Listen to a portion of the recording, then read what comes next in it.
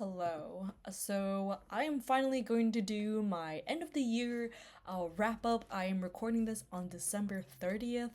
I read 56 books, and yes, I am including manga and light novels in this, but this tier list that I'm using, I'm not going to put all of the manga that I read, and I'm not going to put all of the light novels that I read. I do feel like kind of ranking them is like individual like entries into the series as not really, it doesn't really make sense because a lot of the manga and the light novels, they all tell like an overarching story, so like things are still going on. I can't really, tell you exactly my final thoughts on them.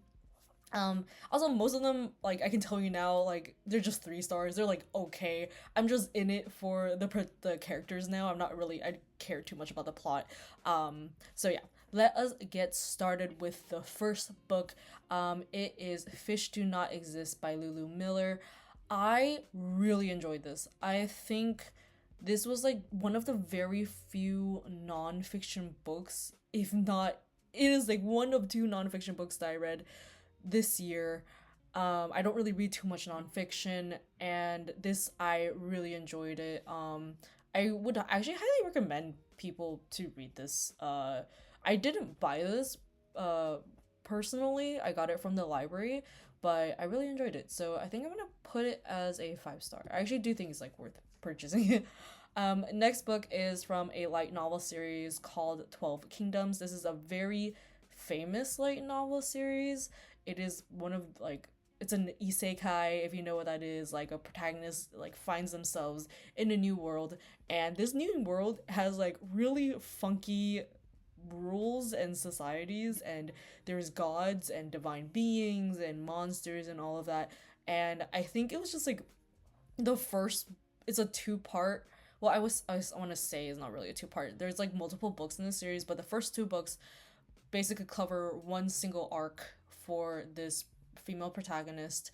And she goes through a tough time in the first volume. Like, she is down in the dirt, in the dumps, fighting for her life, quite literally, to survive and like try to find a way home. I really enjoyed her character growth throughout all this. I do wish there were more books kind of covering this period, because the first book was fine, like it was good. The second book like was really ramping it up, like she finds new allies, she finds what she's all about. But then at the very end, right as they're ramping up to like, liberate her kingdom, just TLDR, like liberate her kingdom or whatever, we smash cut to her freeing this super important guy from prison, and then we immediately jump to like an excerpt telling the story of how she came to the new land, and then she liberated the kingdom, and there's no other details given. Like, it's genuinely just so abrupt, and it says the end, and you don't read any of this big fight that she's supposed to have with the antagonists. And I just get really like, thinking about it gets me so annoyed. But this series is loved for a reason, and I am invested to read the rest of this series to see what other characters are there, and to like just, really immerse myself. So I am going to put, as a whole, for the first two books in this series, I'm kind of cheating.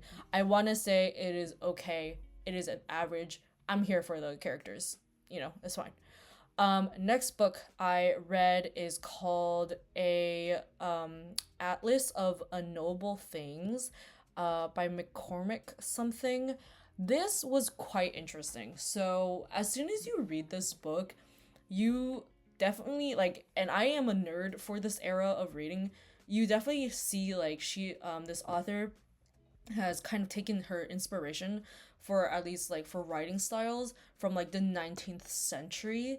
It's giving like, lots of details about what a character is doing. Every single step is kind of like, written down. Every single thought process is written down. And emotions is written down, and I actually quite enjoyed it. I really like it when like I get into the nitty gritty of what the characters are doing, and to the point where it's like not really that predictable, I think. I just liked how the character kind of like stumbles their way into uncovering the mystery. I will say there were some plot holes, not in plot holes, but like unanswered questions that were introduced in this book, and then we just never got the answer to them, quite unresolved. And I get like kind of like it was annoying. I liked it, but I would like honestly put it around like 3.5, 3.75. But I'll still put it at a 4. But it's not a 5 because it just wasn't, it didn't give me everything that I had questions to. Yeah, so that was a 4.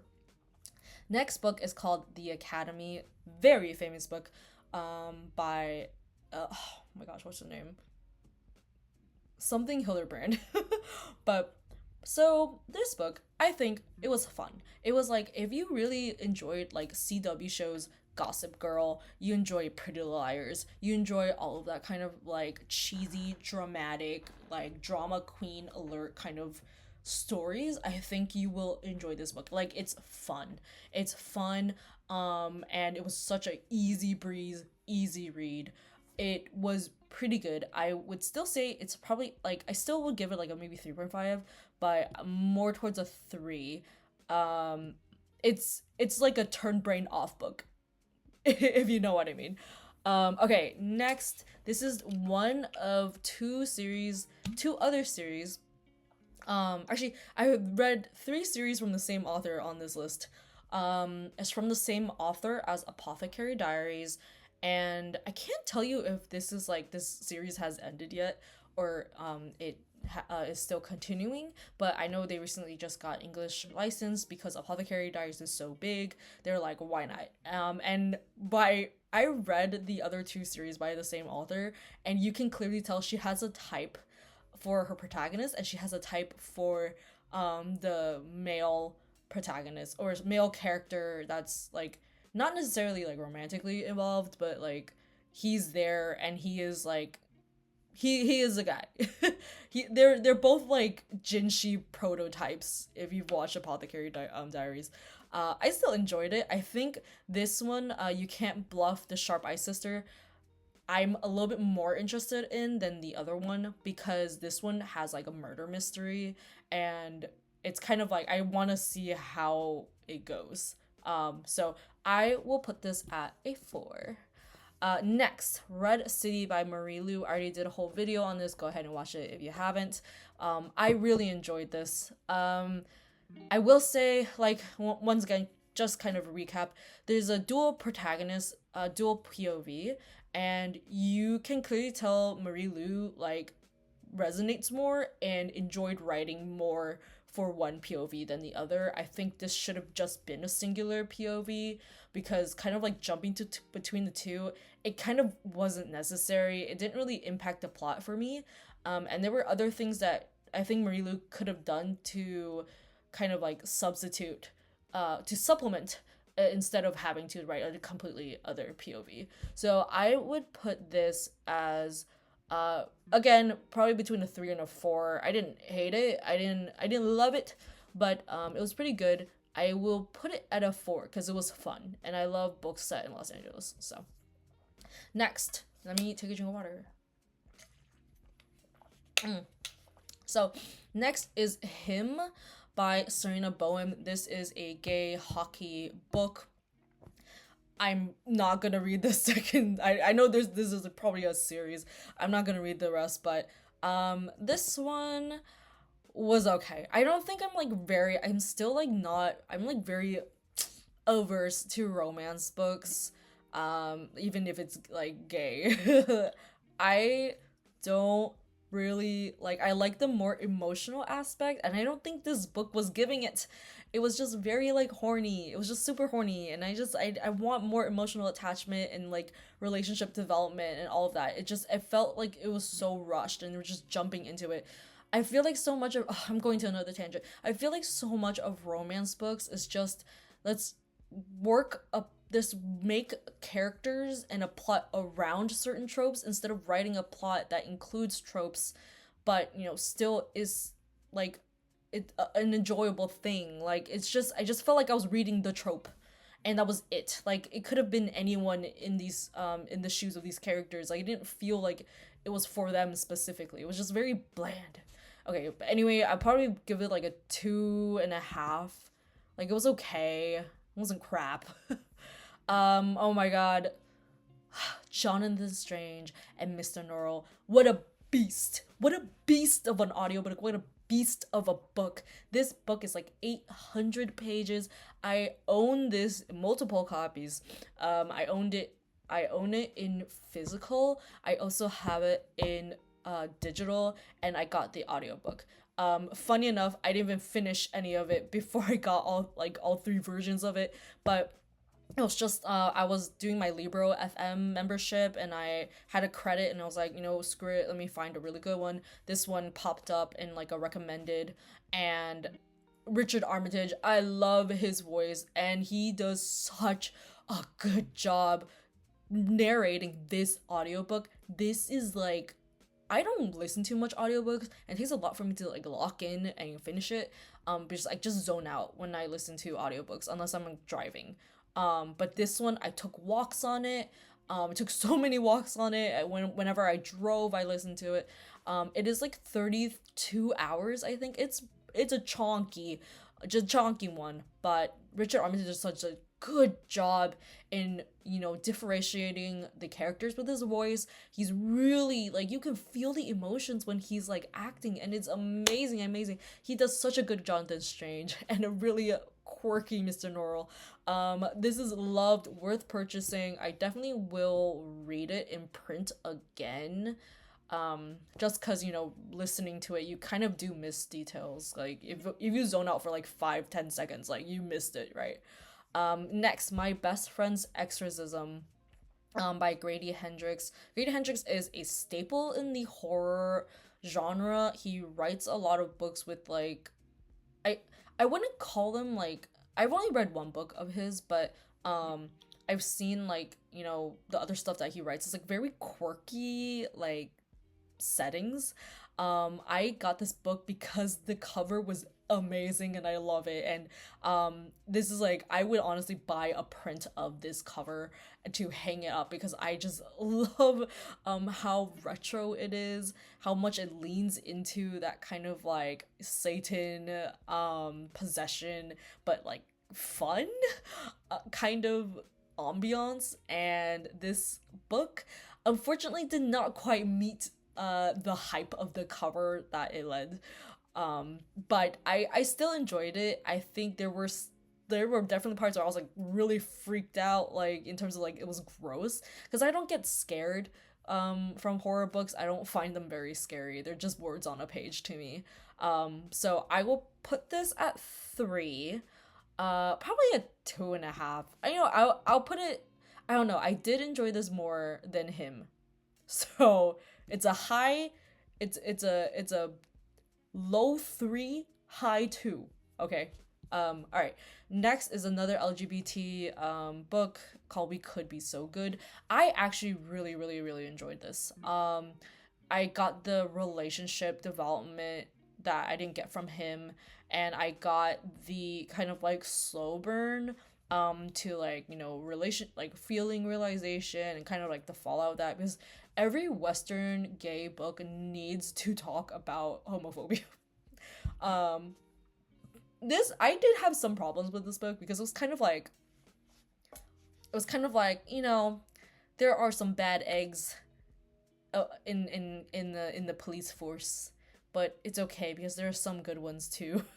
And I was just like, we didn't need that. We didn't need that in this kind of story, especially during this time that it was set in, where like, being gay was like a crime in New York, and in the United States in general. So I will probably put it in a 3. I liked it, but I definitely would not read it again. Next, The Hacienda. I think I made a video including this in my nostalgia is like reading books to feel young again kind of book. I did not like it. I honestly, yeah, I would put it first, in not first, but like 1 star. Waste of my time. Waste of my time. It was painful finishing it. Okay, next, sorry. The Bear and the Nightingale, I really liked it. It was fun. I already said a lot about this book, so I'm probably just, I don't even know if I want to like kind of move these in terms of like how much did I like it. I'll probably put it here, and I would put this here. Yeah, I'll probably put this like that. Well, Red City and Atlas could be like interchangeable. So yeah, Bear Nightingale, Russian folklore. If you like Uprooted, this might be something similar that you like if you want the vibes of Uprooted. But I think Uprooted is like so much better. So, next, If We Were Villains, super popular book talk book. I read a lot of popular book talk books in this list for this year. I liked it a lot. But was it better than Secret History? No. I didn't care for any of the present day stuff that, it was just too much. I thought the writing was just like they're trying too hard. They're trying too hard in the writing for the present day scenes. I would have just liked it if they just kept it to like, hey, this is what's happening, right?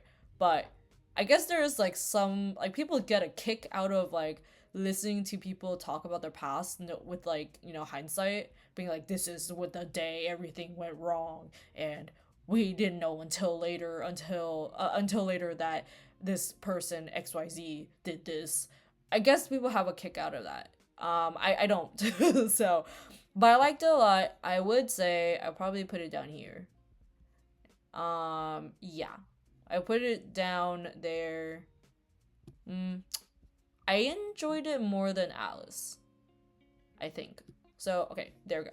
Next, North and South by Elizabeth Gaskell. This is a 19th century book. If you like Pride and Prejudice, it is not as succinct as Pride and Prejudice. It is more, there's a lot of stuff happening in this book, but simultaneously not a lot. I don't know how to explain this. It's just is the way that 19th century books are written. Okay.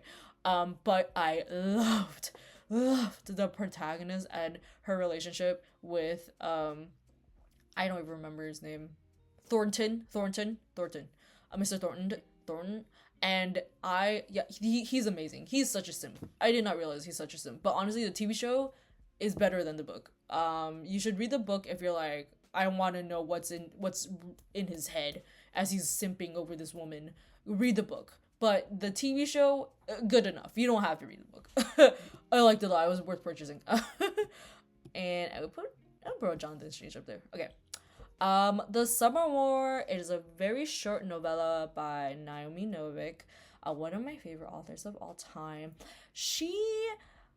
This book, I think, let me think what I thought about this book. It definitely showcases her skill for writing fantasy and magic.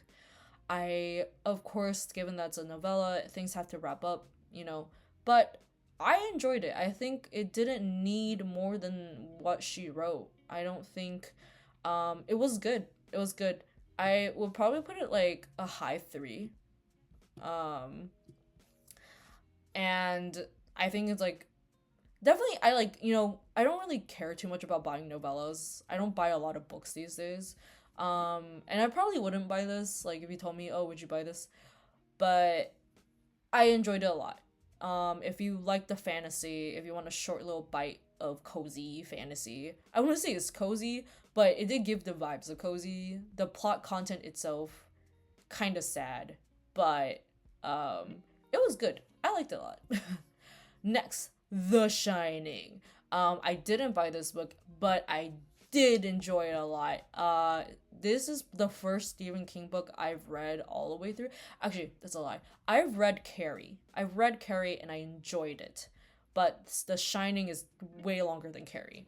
And it probably is the only horror book that kind of gave me the heebie-jeebies, but not... Again, I don't get scared, but he's so good with creating the vibes. He's so good at like creating characters that like you just understand why they lose it. You understand like their mentality and everything around like the horrific stuff happening. It's good. Definitely a must read if you're like, I've never read Stephen King before. This is something I would like highly recommend. I would honestly buy this book if it was like on sale or something. Next, yeah, so this is like kind of this is one of the light novels I read. I think I read 3 of this series within the last year. I only put 1 in here because it's kind of like the same kind of emotional beats in all of the other books. Like, it's not really worth reviewing, in my opinion. Not that I'm saying it's like not worth reading, it's just not worth reviewing. If you like the 2 characters and their dynamic, if you like the episodic nature of light novels, like this not light novel series is definitely like two mysteries a book, or like one big overarching mystery a book. And it's like kind of like slice of life. I liked it, but it definitely like, it's fine. It's fine. I definitely, yeah, it's fine. You read it because you care about the characters and their relationship. Okay. Next, Batman and Catwoman. Not many people know about this, but I'm not even like a huge comic junkie. I don't read that many comics, but if I do, it's Catwoman or Batman, or it's Batman, and there's definitely Catwoman in there. This series was kind of interesting. I think this is just like first time I ever read like a comic book, not anthology, but like a collected volume of comic books. They are, I think they do follow a plot, like but it's not necessarily linear, and it's kind of told out of order, and sometimes there's like alternate universe versions of it. I don't know, it was weird. I enjoyed it though because I love their dynamic, and I'll take anything. I'll take anything, damn it. So yeah, loved, worth purchasing. I think I would put Shining here, and then North and South probably the least favorite of the 5 stars. Okay, next I actually included all 3 books in this series. Actually, was it 4? Yeah, all 4 books of this series. The Winter's Promise series. This is a pretty famous one. It is translated from French to English. I don't think I did a video of this series actually, so I guess this is my first time talking about it. I would say, like many long series, like I'm talking more than a trilogy. Honestly, I'm talking more than a duology. It always like goes up, it peaks, and then it's like a gradual fall off. This one though, I think like I had a very similar enjoyment all the way through. I read the first 3 books within in like 2 days. It was crazy. I was like, you could not move me from that couch. I was sat. Okay. And it's because this series, I don't know how else to explain it other than like, it's like an anime. It's like a very fun, fast-paced anime. You're following this young woman on this crazy adventure, and she's very smart, and she's very tenacious, um and she really has grit. Damn it. I really enjoyed the protagonist. I really enjoyed her love interest. The ending is kind of bittersweet, but I actually think have a more optimistic view of it. I think everything goes well, and if they don't, at least they tried. Like, she does not give up on the people she loves, damn it. So I am going to put all of this books, actually I don't know about all of them. Winter's Promise, definitely a fave. I would honestly put it more, I'll put it here. I definitely a fave. I don't remember which one was the second one. Was it? I think it's the Missing of Claire de Lune. I think yes, Missing of Claire de Lune. I liked it a lot. I'll probably put it here. And then it was Memory of Babel was next. This one was okay. This one's a 3. And then Storm of Echoes, I would put 4. And behind this one. Okay. Next, Demian by Hermann Hesse. This one I need a class lecture about to explain this book because it was weird. It was weird, but I like the homoerotic tensions between the main character and his friend. So we'll put it at 3. Yeah.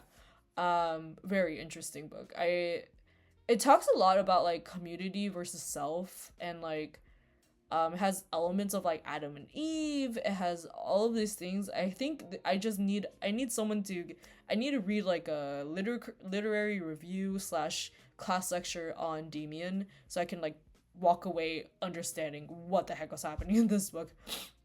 Um oh my god. I already did a whole video of this. First Time Color was hands down the worst book I've ever read in probably the past 4 or 5 years. Um, and that's only because Park and Eleanor Park was I read that more than 5 years ago. Like anything by Rainbow Rowell is gonna be down on the list, but First Time Color, wow, just wow. Anyway, Apothecary Diaries. Yeah, I actually really enjoyed the most recent arc that the light novels have just now concluded. And now we're moving on to the other arcs. Like I think the English translated versions are like really like close to catching up to where the Japanese is right now. Like I think we're only like 1 or 2 books behind, which is really insane. They're cranking out the translation for this, and I have read every single one, and I have enjoyed every single one. So just a review of the series as a total. I love, and I do think it's worth purchasing. Well, okay, I would say like it's a high 4. I think if you live in an area with a library that buys these books as part of an ebook or even physical copy, you're so lucky and should definitely be borrowing them. But if you're not, you can be like me and buy them, or you can do whatever you need to do. Okay. Like it a lot. I like it a lot. Or I guess I'm staying the whole series, right? Yeah, screw it. Love, worth purchasing. I keep putting let's put it here. Okay. Okay, I do enjoy it more. Okay, we'll leave it here. There we go. All right, next, The Message by Tanahasi Coates. Um, this was a toughie to read, not because it's like bad or anything. It's just that he writes about the stuff that's real. He writes about the stuff that's happening now, and it's like he just delivers like he can write about the most mundane things and it still be interesting. I think he is such a talented writer that if I could write like an ounce of how he like just like 2%, 1% of how he writes, I think I would consider myself like a good writer. Yeah, what a guy. This was really good. I implore people to read this book. It's very important. Um, and it deals with a lot of like, self-reflection. I think a lot of his writing is just a lot of self-reflection. Also how he is relating to the world, the like current world affairs, etc., etc. And things that he talks about in this book is still being talked about now. Yeah, really, really important. I really enjoyed the last section where he goes to Palestine. That was like, kind of reading a first-hand account of someone who is not Palestinian and who's not Israeli. See it from like an American point of view. Kind of like shows you like how much we've been brainwashed and how much like we're so disconnected from places that are actively being destroyed by our tax dollars. So yeah, I would put this in love worth purchasing. I would say I enjoyed this. I don't know. It's kind of like the top 4 or 5 in my 5-star is like interchangeable. Okay. Next is the novel version of The Summer Hikaru Died. I really liked it actually. Um, Kind of like being able to read the inner thoughts of both of the characters is really like enlightening. I think, especially like I wasn't really thinking too much about the story as an allegory for homophobia and coming out. But now that I kind of have heard that take, reading this really makes you like see it in a different light. So I liked it a lot. And would I say I liked it more than all of these? I would say maybe more than Red City. Okay, so Babel. This is gonna be a toughie because I like my gut reaction is putting like high three. Because though I enjoyed parts of this book, I didn't love the entire book. I think it's kind of really interesting. I need to do another video just on RFK in general, but that requires me to finish Catabasis. Um, is that Poppy War, her debut trilogy, is so good, and everything else that she's written after that is. I think I would just rather have her write books that she's studying and she's an expert on, because then she can like really make it into, her own thing. I don't know, like I'll have more confirm like more nuanced thoughts about RFK after I read Catabasis, and that's gonna have to be for next year. But Babel I think is a very good beginner's book if you don't really have ever thought about like minorities living in a country that is a colonizing dominant superpower that is, the British and the UK, both culturally and both economically, military wise, etc., etc. I think it was really fun. I will say like RFK is a bit heavy handed in crafting characters to fulfill a specific need or a specific thing that she wants to talk about and tell the readers and show the readers, because it to me it's really obvious when she's doing that, and it really breaks the immersion in the sense that I just know already not to care too much about XYZ character, because like I already know like they're gonna be made a villain, and I don't care at that point. Like I don't see her actions or their actions as like a betrayal once they inevitably betray. Does that make any sense? Like it makes sense if you've read Babel, okay? But I did like it more than I thought I would, but it is like, it's okay. I kind of regret but get asking it for a gift. Not really. I don't really regret it. I take it back. But it is a book that if I had read it before, like at the library, for example, I would have been okay with like not buying. Sorry. Anyway, next. Oh my gosh, I don't remember the name. Oh, the Tyrant Emperor, the Tyrant's Beloved Pet Fish. This is a danmei, so this is a Chinese gay web novel turned publishing published and then translated in English. It's fun. It's fun. I definitely enjoyed this more than him. Definitely enjoyed this more than We Could Be So Good. The fun thing about danmei is that they don't care too much about like homosexuality as like is not like a taboo thing. I wouldn't say it's not a taboo, but it's not like, oh my god, we have to hide it because homophobia and we could die because we're gay. Like they don't really touch that. They don't like because the worlds that they create, it's not really like a huge problem if characters are gay. Like it's just be like, oh god, they're gay. I mean, there is a little bit of homophobia, but it's not like it's more like, oh well, you can be gay, just like don't bother me, like, and then no, they won't, like, no one's gonna be hurt, no one's gonna be punched, and they live in like in a world where it's like it's fine, it's fine. So anyway, it's fun. I don't know if I'll continue this series. I didn't really care too much about the love interest, but a lot of these dames, and I only read like one or two dames this year. I just like kind of just I'm not really in the mood for it. I do have some that I already bought and I need to actually read. So I think I'll do maybe next year I'm gonna focus more on the books that I have already and finish those before I borrow more or buy more books. So this one I would put as okay. I did definitely enjoy this more than Demian. So yeah. Next is Beach Read. It was okay. It wasn't crap. I it's not as good as okay, but it wasn't a waste of the time. It just wasn't crap. Again, it's just me and romance. I don't really care too much about books that are just like strictly romance.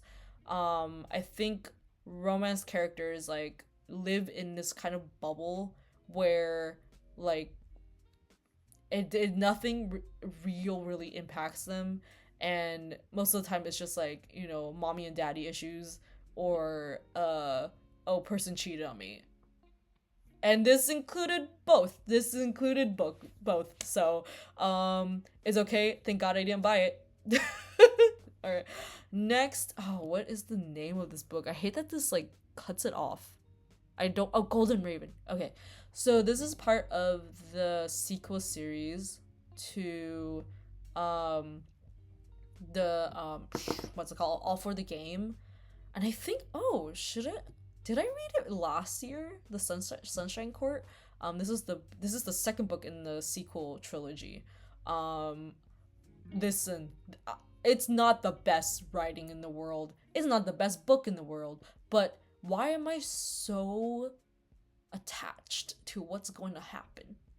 This again is like tragic yaoi from the early 2000s. That's the vibe. Nay, even 1990s tragic yaoi. But it's just fun. It's fun to me. I liked it a lot. I would probably put it as a low 4 though. Okay, so next, The Bewitching by Sylvia Moreno Garcia. Um, I got this as an arc. Thank you to the people that publish the books, because they know that I do read them and I do like finish them.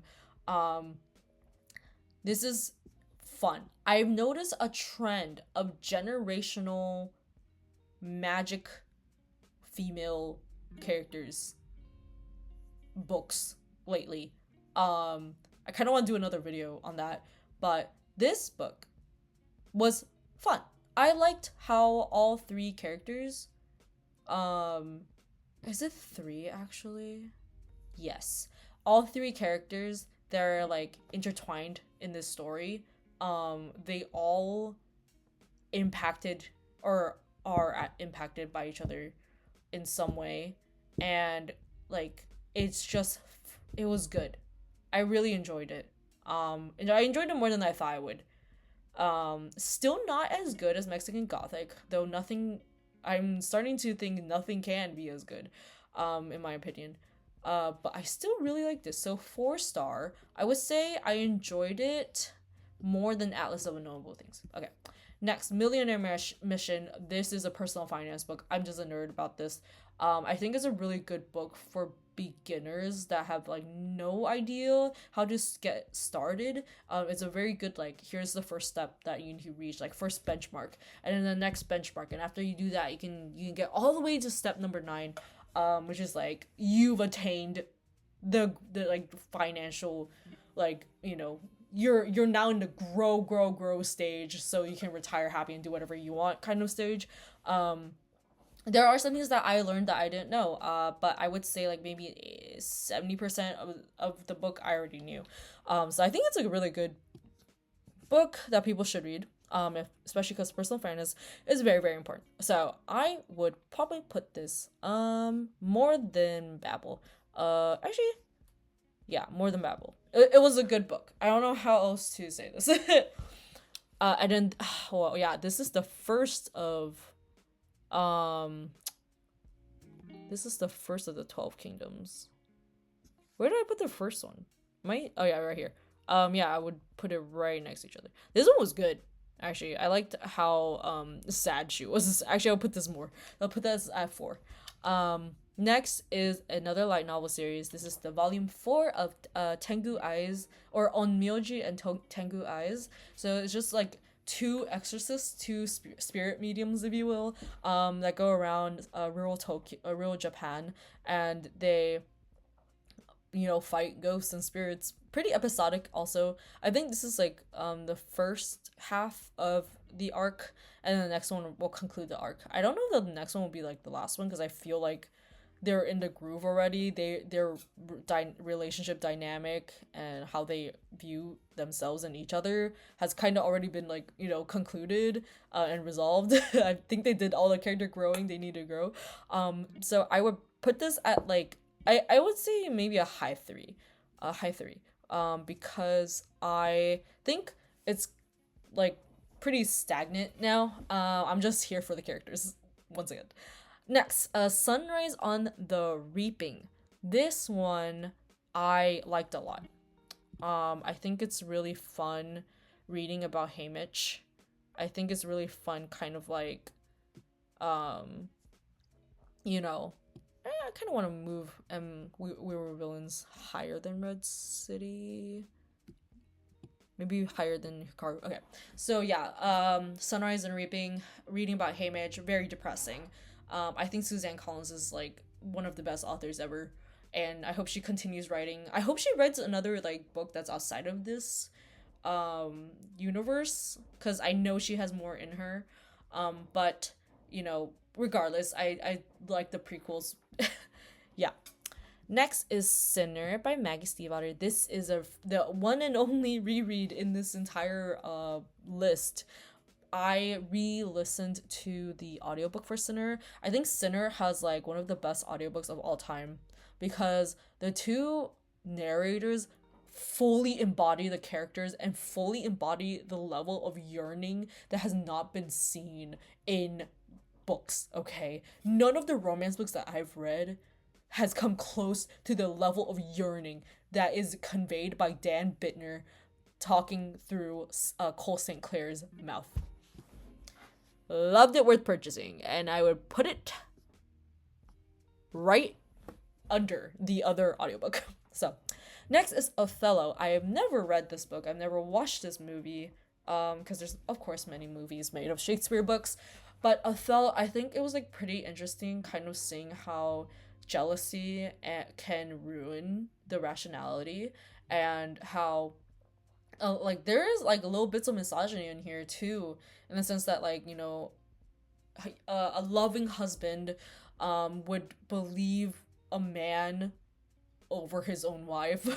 There's a lot of like elements to this play that I wish more people talked about, because then we would get less racist incels going like, oh, why are there like dark skinned people in period dramas and stuff, like that's just DEI, because it's like, no, they existed and they were there. So anyway, Othello, I would say I would put it a low 4, but I liked it a lot. The Inheritance Game. This kind of exists in the same sphere of book as The Academy. It is hot trash, but it's fun hot trash. So it was pretty good. I liked it, but I don't think I'll be continuing the series, because it's just like after the first book, you're like, "Ah, okay, I got the vibes. We don't need to continue anymore." And I don't care enough about like the secrets. I just want her to. I just wanted to be here for the gossip, and the first book was enough for that. So there's that. Next we have A Swim in a Pond in the Rain by George Saunders. This is a book that I bought and I have been wanting to finish for a while, but I never did, but I finally did this year. And I think it was really fun, kind of like seeing like reading Russian literature, seeing how these authors kind of like go about crafting their narrative and their story to tell a like layers of a story, like layers underneath the base story, what it's really about, like the human connection, human interactions, what do they mean, society, etc., etc., etc. I do want to read more Russian literature because of this, and hopefully maybe next year I can find time to do that. This I think was a really good like snack bite version of his lecture series that he does, I believe at Syracuse, and I really enjoyed it. I really enjoyed it. So I would probably put this underneath Othello. Next was The Sympathizer by oh my god, Viet Thanh Nguyen. I'm so sorry, but this book made me want to read more about the war in Vietnam. It made me want to read more about like the fallout of that war, how it ramped up. What did the Americans do? What did the Chinese do? All of that I'm very interested in learning about. I try not to read too much about war because it just makes me depressed. It makes me hate the capitalist regime. But this, made me want to, instead of turning a blind eye towards atrocities, which makes you care less about it when you think about it, I want to face them head on and see like what is happening in the world, because a lot of these things, though they happened decades in the past, still impact people today, especially in how they act and what their attitudes are towards certain countries. And I really enjoyed it. I think the story was very much like cinematic, and I liked the characters a lot. I really think this deserved winning the Pulitzer. So if I put this, I want to say I did enjoy it a little bit more than Down There. So, maybe in between these two books. Yeah, yeah. Next is the other series by Natsu Hyuga, which is the same author as Apothecary Diaries, The Failure at God School. This one, I think it's giving Special A vibes. It's giving Alice Academy or Gakuen Alice. Those are really old mangas, but it's kind of giving those similar vibes. The male character that is like the Jinshi prototype, he doesn't really show up too much in this series. Hopefully he does in the later volumes. Like I'm still gonna read it, but I did not enjoy it as much as that. As much as You Can't Bluff the Sharp Eye Sister. I felt like it was kind of very basic storytelling. So I would put this probably in front of Demian by Demian Hesse. Next and but not least is Beguiled. I don't remember the author. I think it was like Diane Chambers or something. This book goes okay. I think like, you finally get the two characters from the first book. They're finally like together and they're not having to hide from their peers because of friendship, male friendship. Again, like Western books, they always have to talk about homophobia. It's a lot more prevalent in this one than even We Could Be So Good. But Beguiled, I would honestly like, it was okay. I'm not gonna continue this series though, because I don't really care too much. Though I will say they introduced a new plot line about this woman trying to escape her abusive ex, and I kind of want to see what happens with that, but probably not gonna read it anytime soon, and by that I mean probably never. So I would say, this I would put more than Failure at Gospel. Okay, sorry, yeah, that was a really long video. Oh my god. But yeah, this is my final tier list. We got some lows. Got some lows, but we got a lot of highs. Got a lot of highs. All right. Thank you so much for watching, guys. I know it's a long one, but I hope everyone has a very safe and happy new year. Bye, and I'll see you in the next one. Like and subscribe. Goodbye.